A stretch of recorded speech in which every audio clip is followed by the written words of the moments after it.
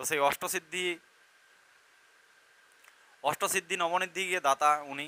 তো অষ্টসিদ্ধিও যদি পেতে চান, কোনো একটা সিদ্ধি পেতে চান, তাহলেও কিন্তু হনুমানজির বিশেষ নিয়ম, হনুমানজির সঙ্গে জুড়া দরকার।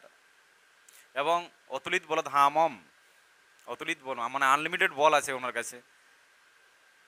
শক্তি পেতে গেলে, জ্ঞান পেতে গেলে, বুদ্ধি পেতে গেলে, বিদ্যা পেতে গেলে ওনার চরণ ধরতে হবে। এটা শুধু বলা বা শোনা কথা এটাও নয়, এটা অনুভবের একটা বিষয় থাকে। তো অনুভব তখনই করতে পারবেন যখন গুরু পরম্পরায় হিসাবে চলবেন, তখন কিন্তু অনুভব করতে পারবেন। তো আশা করি আপনারা বুঝতে পেরেছেন যে হনুমানজির চরণ আমরা কেন ধরব। জয় সীতারাম, জয় সীতারাম, জয় সীতারাম।